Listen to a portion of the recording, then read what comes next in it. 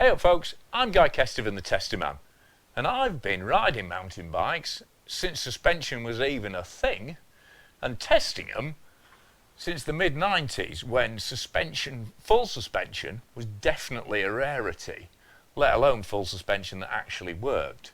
But today I'm going to be talking to you about the latest Fox Neo live valve tech. I'll talk you through quickly on what it actually is, what it involves, how it works. Then we're going to fit it to this bike, this Pivot Trailcat LT, where I've already used it on this bike, but we'll go into that once we start riding. And then I'm going to go back to trails I rode on this bike today, up at the Boltby Bash enduro. We're going to do another lap up there with the live valve kit on it, as compared to the conventional shock on it.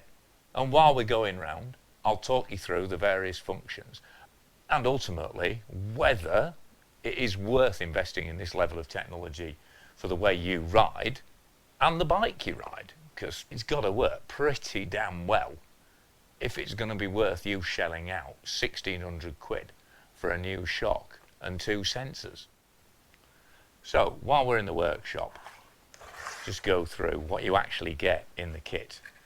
And as the bar controller isn't available yet, there is a plan to have a remote controller that sits on your bar and enables you to toggle between modes manually. So it's all currently automatic or just run through the live valve app on your phone. But in terms of sensors, it's pretty simple. You've got basically 2 accelerometers and position sensors. One that fits on the fork, and then another that fits on the rear swing arm. Both of them just bolt straight onto your brake bolts. So it's a really simple install, and it means it's as close to the axle at either end of the bike as possible.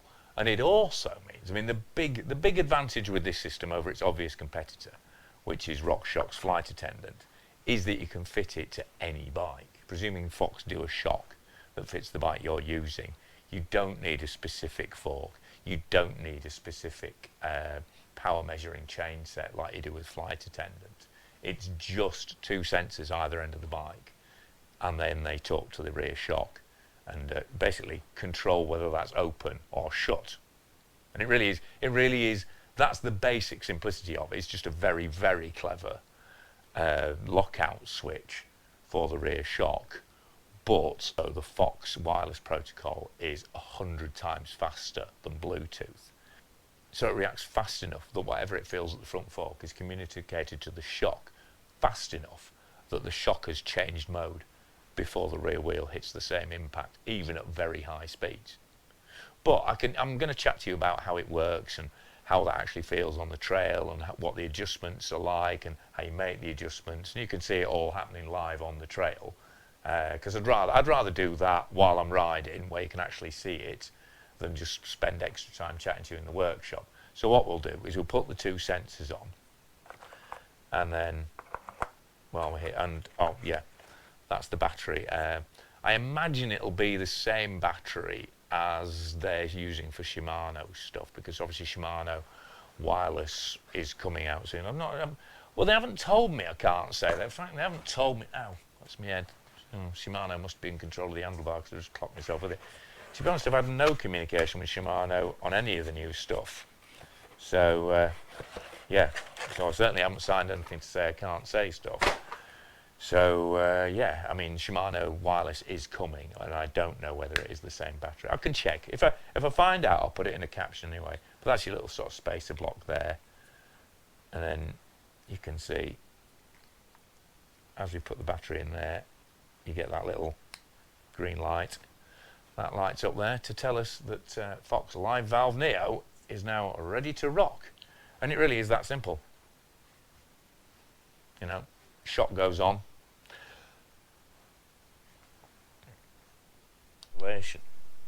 And the installation really is that simple. Fork sensor on there. I mean, they are labelled as well, so you can't get mixed up. Fork sensor on there. Shock just bolted in the centre. And then rear wheel sensor just on the post mount at the back there. You know, presumably you've got the right size and you've got the right kit for the shock bushings. It's literally a couple of minutes work, 2 or 3 minutes work. And then on the shock itself, you've got rebound, you've got low speed compression, and then you've got what's the firm lever on the side here. And this is basically your bypass valve. So the firmer you have it, the more force it needs to push past it when it's in the closed mode. So it's kind of a manual override for the rear shock if it does hit something. I mean, what am I trying to say? It does what it says, really. It makes it feel firm. So if you have a lot of firm on there, it'll be very, very obvious as you're kind of toggling in and out of the open and closed mode, because that'll feel super firm. Whereas if you have it less, it's a much more sort of subtle transition between the two of them. So you can make it feel like an old Epic. You can make it feel like an old Specialized Epic if you want, or something a lot more subtle and nuanced, which is how I'm generally running it. But yeah, we're getting ahead of ourselves here. Basically, you've still got most of the adjustment you'd have on a normal shock, but then you've got another level of adjustability via the Fox app here. So you just click on that and it tells you, battery's fine on fork sensor, rear sensor, you've got half the battery life left on the actual shock there. It does eat battery pretty quickly, I will say that much. I think they say it's about 17 hours. This is now done about 5 hours moving, and it looks like it's about halfway through the battery. So that is a slight concern on that. It's certainly, considering how big the battery is, I thought it would last a lot longer, because it's not even a motor. It's not like flight attendant where there's a motor moving something. It's basically a magnetic catch on the damper, which should mean, which is why it's faster, and it should mean it's more energy efficient, but it does seem to burn through battery pretty quick. But I guess just because it's sampling so frequently. And then you've got all these different options. I mean, I think it comes with firm, open and standard, but then you've got all these other tunes that you can move across, and you have 3 in the deck at any one time that you can use, and then it's just a case of tapping engaged, and that gets you into the mode that you want to use. So once you've got the app open, it's very, very quick to use, but obviously if you'd rather have it on the handlebars, you're going to have to wait for that other controller. And then as you go into each tune, how do you do that again? There we go. You can actually see, we've got climb, flat, descend, and then on the front, and then on the rear thresholds, and that's matched in G. So it's how much G it's pulling in terms of the impact. That's when it'll open, or that's when it'll signal the shock to open, as it were. And you can, slide it along the slider there, and it will change. The numbers will go up or down, depending on whether you want it more or less sensitive. And then you can create your own tunes as well. But right, I think that's enough time in the workshop chatting about the technical specifics. Let's get onto the trail tomorrow and see how it actually works in the field, because obviously that's where it matters. But one thing, might just charge that shock up, because although it does default to open if anything does go wrong. Obviously it'd be better if the shock didn't run out of battery while I was riding tomorrow. So I'll get that on the charger, and then we're all prepped and ready to hit Boltby Bash for the second day and see how this Trailcat rides differently with all this fancy tech on compared to just fancy conventional shocks. Right, so here we are bright and early at Boltby Bash, and the first bit, big climb up the road. So I've got the shock in firm with that firm toggle, moved all the way around, keep it good and solid on the pedalling. But even in firm, you're still relying on your base low speed compression setting, so it does still bounce out the saddle a bit. So if you wanted a full lockout, you'd have to tune the sensitivity so it needed a bigger bump so it needed a bigger bump to trigger to get a full on lockout. And also, while that firm switch gives you a firmer firm, if you know what I mean, that also means it's a much more obvious clunk when you go in and out of open. So it feels a bit crude if you run too much, to be honest. Anyway, the lads are leaving me behind, so I best get a pedal on. This is where firm really comes into its own. Graham's on the front, trying to pull me through my own hoop on a flat bit of XC. Makes what will be quite a soggy pedalling experience on this pivot. Something marginally less painful and a lot more efficient. And then because it's sampling 400 times per second from that front fork sensor and the rear shock sensor, you can actually leave it in this firm mode when you need to hustle. So at the moment it's feeling very topped out and efficient, really giving this Trailcat the kind of drive and poise I was hoping for in standard trim. And you need a fair bump to trigger it, but if you want that XC feel, that firm is where it is in the default menu. And actually, by way of a bit of history, if you've not watched it yet, make sure after you've watched this, go back and watch my live ride review on this Trailcat LT, which I shot on these exact same trails yesterday. Because while it's a mid-travel bike and a relatively light frame, it's got a very sort of gravity suspension setup. You've got very plush DW link architecture. There you go, see, shock's open now, still quite firm through the feet, but as soon as you get into a pedalling section, driving really nicely. Whereas yesterday, coming to a section like that, definitely more soggy and boggy as you try and get the watts down. But you know, it's not like so I want to start chatting about that. We'll do that on another run. So I found running the 9 valve Neo on this bike genuinely transformative in terms of letting me get away with a much lighter tune than the kind of overdamped yet somehow also not very pedal efficient tune it ships with. This Neo's got a much lighter compression tune overall, so it's more fluid when it's open, and yet you can set it up to be stiff when you want. And also it just means it's more in the middle of the damping range that I want. So just on that little kick out the corner there, the other bike really kicked out on rebound, whereas this now absolutely fine, nice and settled, because I'm running like 7-8 clicks of rebound, not 10 or 11. And it is very impressive how quickly it reacts to situations. You know, I've yet to catch it out.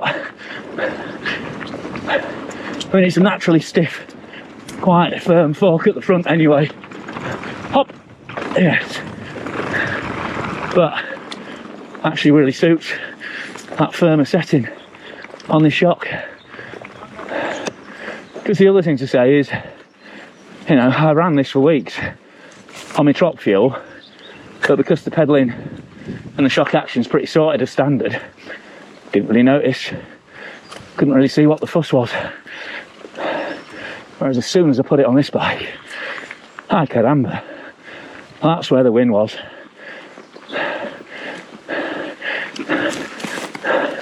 And then you don't have to worry about kind of reaching down and getting your lockout on sections like this. Although, you know, you have to pay a bit of attention, try and keep the front wheel moving between the lumps so it doesn't trigger the rear shock and open it up. And then for first proper stage, I'm going to run it in open for a change, show the complete difference. So it really is as simple as in firm at the moment, open, engaged. Gosh, job done. Although, like I say, it would be easier if they actually released the remote on the lever, the remote control for the bars, rather than getting your phone out every time, but hey ho. Right, so full open and straight away, you can tell it's much softer and more fluid at the back end. Really letting this pivot kind of make the most of those big bearings, super accurate frame alignments, 135mm treble on this bike. Hey up, hey, that line's got chewed up since yesterday, fairly clear. I think that's going to be a trend today. I'm going to be glad I've got more open fluid suspension, because there's a lot more rocks poking through and breaking bumps from everybody practicing yesterday. Oh yes, bloody herd of elephants been through here. Oh, hi. Yeah. Just the proper. Oh, that's Ollie's cheetah line. I missed that. Told me about that last night and I missed it. And it was bloody obvious today. Anyway. But also you can feel in this open mode with a light tune, it is using a lot of travel. You can feel that back end really diving in deep. Even though it actually still has the volume spacer that I took out of the conventional shock. Certainly feels like it's being generous with its travel. And there's a lot of movement. As soon as I stand it up and get on the power, I can feel that's moving the bike around. So it'll be interesting to try one of the modes with a bit more AI control of the on-off on the next stage. But yeah, full plush really lets this pivot breathe. And I think they've done a really good job with the presets, certainly when it comes to fitting them on this bike. I mean, standard now, and it just feels about exactly how I'd want it if I'd set it up sort of manually with a manual shock. Sits there without moving much under power, still bounces a bit out the saddle, but that is just working against the basic shock kinematic there. But you know, to all intents and purposes, the bike feels open as soon as you want that proper movement over a bigger lump. And again, very, very seamless. So just as a matter of interest, I'm going to leave it in standard across here as well. I actually feel it's quite choppy across the top because you've got a higher threshold on that fork. It's still leaving some of the nuttiness in for the rear shock to deal with. And while I was installing it, the big advantage, and also it doesn't feel like it's going as deep into the treble. I mean, it wasn't, it's only a little dollop off that one, but you know, it does feel sort of tauter overall. It is interesting, you know, what tricks it sort of plays with your head really, because it doesn't change the damping at all. You know, it's not like flight attendant where it's learning as you ride and changing the damping setups with a solenoid. It's just that magnetic on-off switch in there, but the sensations are actually pretty similar. And you know, the advantage of a flight attendant is faster reactions in terms of between fork and rear shock. That's where this live valve is a lot quicker. However, you're not getting any input from the cranks like you are with, oh, bit of a bang there through the rear wheel. You're not getting any input through the crank like you are a flight attendant. And like I say, it's not sort of learning process on the algorithm.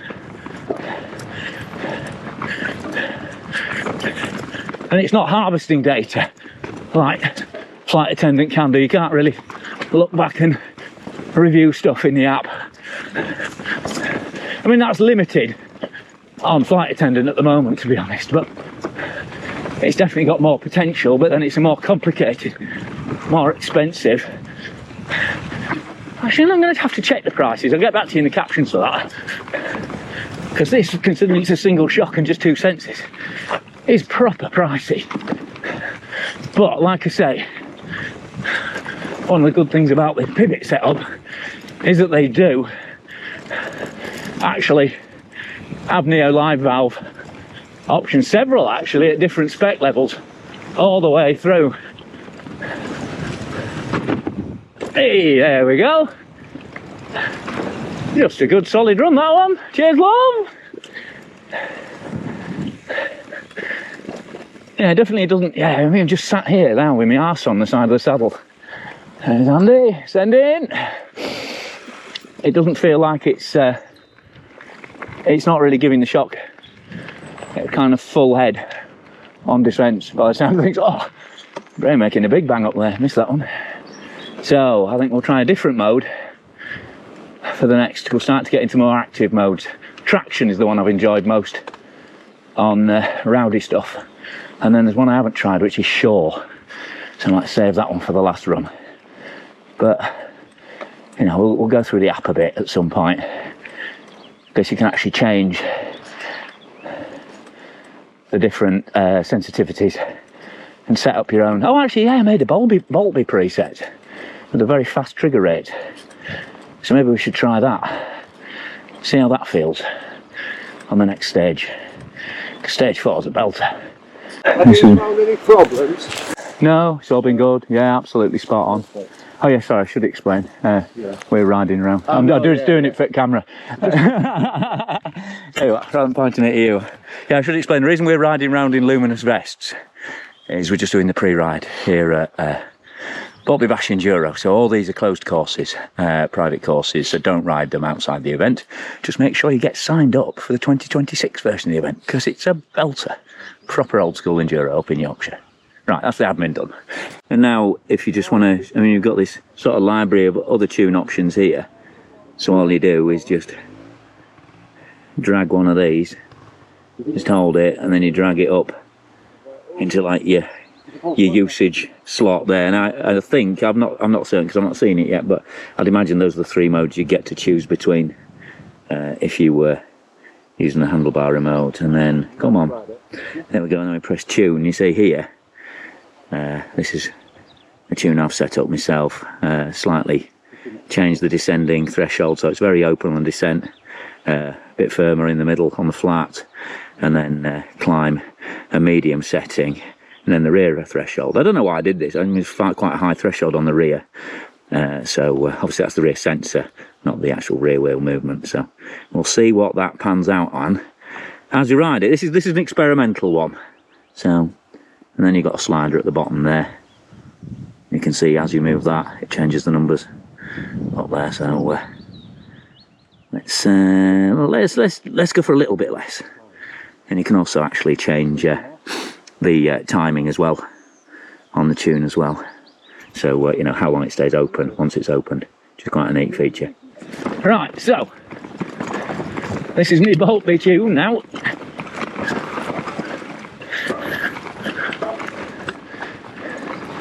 Yeah, I can already feel you can actually, I mean, it's milliseconds, so maybe I'm imagining it. I mean, that's the other trouble with this stuff.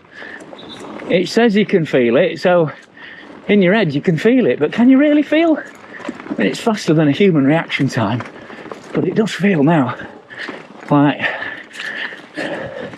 it is closing up quicker. It feels a bit more notchy, if anything. Feels more like something like brain in a specialised epic in terms of closing quickly, but then kind of a sharper, faster reaction, firm mode. is what it feels like. So it feels good on here, but then felt a bit tappy on that little downhill section. Yeah, and you again pitching me up higher on this section too. Yeah, there you go. There's a lot of playing around to do with this setup, and like any playing around, sometimes where you end up isn't quite where you want it. And this should be a good pedally setting, but in terms of techie downhill, not as convinced. But then that's the beauty of it, and it is surprising how much just that rear shock triggering affects the vibe of the whole bike. Because it's not like, you say, flight attendant, where it's changing the mode on the shock as well, changing the mode on the fork as well. It is purely that rear shock. But I reckon blindfold, I think you could feel, since there's a high level of shock coming through the bike, it is also firming the fork up.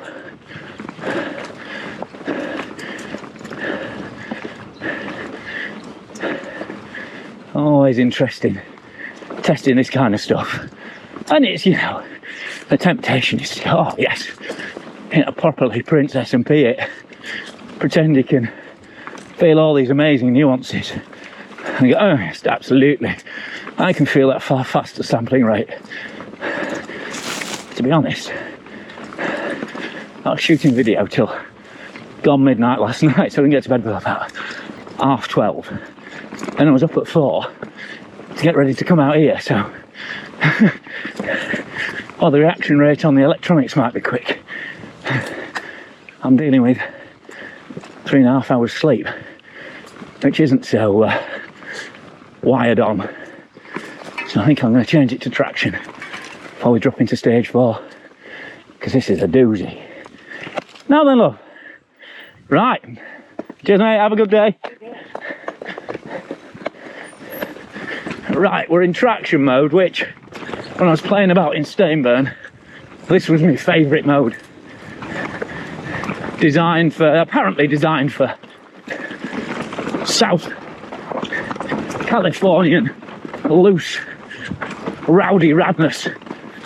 So, hey, fairly sandy here. It's sandy for Yorkshire, that's for sure. So we'll see how it goes down Boltby. Yeah, oh, it feels good actually. Oh, nice and fluid over those roads, but keeping me topped out enough. There we go. All right. Oh, that does look like a ramp now, you see it there.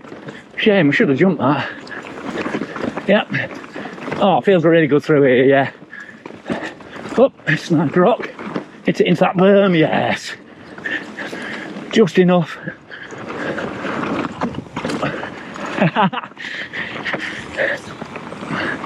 Just enough support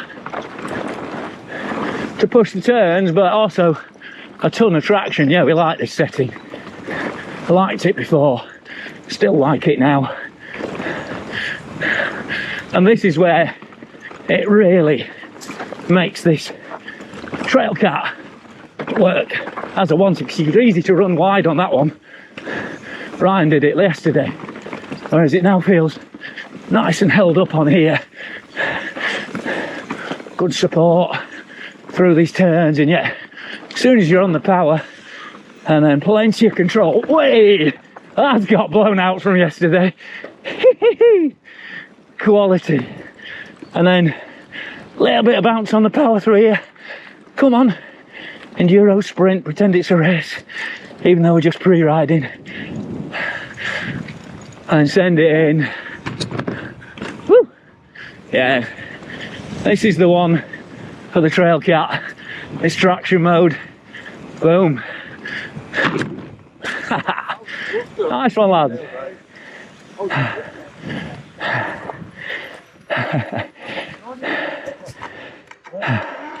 And this traction setting feels really good.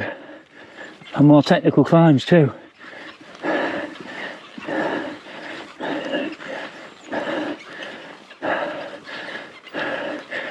Just lets you get on, getting the power down, picking the line, while keeping the rear wheel hooked up.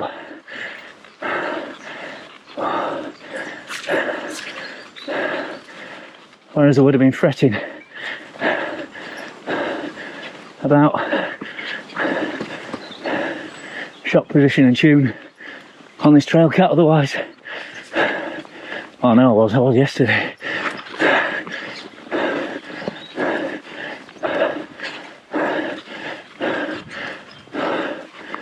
Sorry, calm down the breathing a bit. So while it adds a bit of weight, definitely I think wins in terms of efficiencies over a full range of terrain, even in some of the more open modes. Whew. Right, so we're in shore tune now, which I haven't tried, but I think that's meant for proper techie terrain. So I'll see how it goes down 5, because that's quite flowy. There's some tech at the top and then some flow down the bottom. But as this is the last stage, I better do a summary on this Neo Live valve. And it's really hard to pull a straight conclusion out of it. I mean, there are some conclusions straight away. It's a huge amount to pay. What's basically a very clever lockout. Well, not very clever, I'd say flight attendant from RockShox, with all the crank referencing and learning. Actually, that's beyond a lockout though, isn't it? So yeah, this is a clever lockout. Very fast, very hard. Well, I haven't caught it out, even on sections where I've deliberately lifted the front wheel. It's still, I don't know how it knows. Someone from Fox can explain it, but it knows to open the back end, because if you're popping the front up, you're probably wanting the rear open as well. So I've not managed to catch it out at all. And as long as you keep that firm mode open, it's actually very subtle, the transition, sorry, so it hasn't got that horrible clunk, trapdoory feel that you get on some cruder auto lockout systems. Yes, I am looking at you, Specialised. Now then, we'll roll straight in. Everything's going well. Good. Have a quiet one. We good, lads? Well, not there yet. Hang on.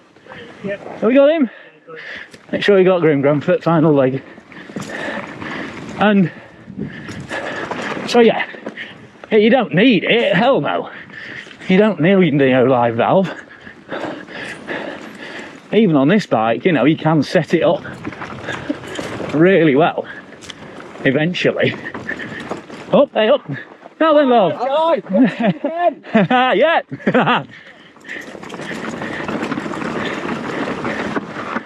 Missed me standard Jerry shot there. Anyway, but on the other hand, because it lets me run a much lighter tune while still staying nice and firm through the pedalling, it means this bike can feel absolutely awesome. And it's definitely in its best riding form with this Live valve Neo on in a light tune. However, the slight shame is that I chatted to Pivot, and actually the tune that they use with Live valve, hey up, I'll go low then. The tune they use with Live valve still has a medium compression tune on it. So although chatting to Chris, he says he does run the damping lighter on the dials to make the most of that live valves, he says he backs off a couple of clicks, 2 to 3 clicks, to make the most of those electronics. But wait, nearly took out the flag. So yes, if you've got the money then, and you've got a bike that's a bit soggy to pedal, but you still want it to feel flowy on the descents, or you're just one of these people who forgets to put lockout on or off, then it's brilliant. You know, it does that job very, very well. And I guess if you've got the money, you know, why put a price on convenience? All right. But to be honest, I was going to try and make up some kind of clever sort of Neo Matrix reference saying that, you know, should you take the orange pill? But the interesting thing is the orange pill works for two very different people. Because on one hand, it works for the people, you know, it's kind of the opposite of whatever, I can't remember, a red or blue pill that Keanu takes. It's opposite of that. Hang on, just need to change gear. It don't do that for you. So, yes, it takes all the thinking about what suspension mode you're in, etc., out of the equation and just lets you get on with having your best preset suspension life, which is great if you can't be really arsed with suspension. But also, because of how granular and detailed you can go on all the settings in the micro tunes, it also works well for the people who do see the Matrix. And yeah, I guess we'll just have to see, you know, how much it catches on. Has been auto lockout or shock management systems going since, you know, Simon on Specialised and Simon on Cannondale and Brain on Specialised and K2 had Smart Shock back in the 90s and early 2000s. So it's not a new concept, and none of them have really gained a lot of traction, boom tish, even if that's exactly what they're supposed to do in terms of sales. So we'll have to see. Certainly a smarter, faster reacting version, and because it defaults to open, a safer, more playful, more enduro focused version, or trail focused version than previous live valve. So definitely more into it than I was in that setup. And on this particular bike, it has been absolutely superb. But then it adds another £1,000 plus onto what's already a very expensive ride. Right, so there we go. I mean, I'm kind of reluctant to call that a review, really. It was just me riding round and talking about the different modes and how the system works, and ultimately, I'd love to be able to give you a yes or no. Yeah, in this case, yes, definitely on this Trailcat LT, this tune with the lighter compression and Fox Near live valve, particularly in that traction mode, that works beautifully. It really, really liberates what this bike can do on the descents, while also making him a much more effective and efficient climber. Loved it from that point of view. And it's got a huge amount of tuning depth to it, but ultimately it's still just a lockout system. You know, it's not cleverer than that, at which point it seems very, very expensive. But again, you know, money, it depends how much you've got, doesn't it? I mean, there's a lot of Teslas and very expensive vans right around here, and there's plenty of 10 grand bikes as well. So people have obviously got that money, so it's not for me to say you shouldn't buy this or it's too expensive. It's an option if you've got that kind of cash, and it works. I mean, it's very hard to trick. Well, no, I haven't tricked it. It works very well. It's very seamless if you set it up right. But ultimately, going back to the basics, it doesn't change the suspension anyway. It doesn't reference your cranks like Flight Attendant does, and it doesn't control the front fork. So it's less of a complete package of Flight Attendant. But arguably, do you need that for a more gravity-orientated, trailer-orientated setup? Certainly didn't feel like I did riding the Trailcat today. But if I was on the shorter travel, more sort of XC version of this bike, I might want Flight Attendant for that sort of more complete suite of control on there. I don't know. Look, basically, I think the best thing to do is have a chat about this in the comments, because you can ask me all the questions that I've missed answering, and if you've got, you know, and I'll try my best to tell you whether I think it'll suit your riding or your bike, if you jump in there with what you want to know about it. And the other good thing is Pivot and Fox will probably be watching the comments, and I'll certainly be putting forward any questions that I can answer to the tech guys at those brands. So, yeah, by the end of this, we should have a useful piece of work in terms of talking about Fox Live Valve Neo. And if nothing else, it's been nice having you virtually coming along for the ride, because Boltby's a cracking course. So, like I say, don't ride it when it's not open for the event, but do make sure you sign up for 2026, and I'll see you here then on probably another piece of fancy tech, or I might just do it on a super basic bike, because there are bikes I've ridden in the past few months that cost less than just this Fox Live Valve Neo setup, that I would have had an absolutely belting time going around this course on. You know, Voodoo, Kanzo, Caliber Boss Nut. I'd have had a blast. Still had a blast on a bike, complete bike, that cost less than just this shock. So, that's the great thing about mountain biking. Just get on with it. Whatever tech you want to ride, get on with it. You know, you don't have to have all this fancy stuff, but if you can afford it, maybe this is your dream setup. I think I should just stop talking now. Subscribe, click for notifications, give it a thumbs up, like. If you want to keep me, if you fancy chucking some money at me for the work I do in terms of testing and chatting about all this stuff, that'd be splendid. Do that via the Patreon page that's linked at the end. But otherwise, tell your mates about the channel, because that's the best way to spread the word. And I'll see you on here, on Guide Case TV, for whatever I'll be testing next. But for now, thanks for watching. I've been riding the Pivot Trailcat LT with Fox Neo live valve suspension. But for now, I'm going to put standard suspension back on there, and then I'm going to drop it back over to Red Sky Bikes. So, if you're local to Yorkshire and you want the demo on this bike, then give them a shout, because they should have it for a bit. And hopefully they'll let you have a ride in it and you can make the decisions yourself.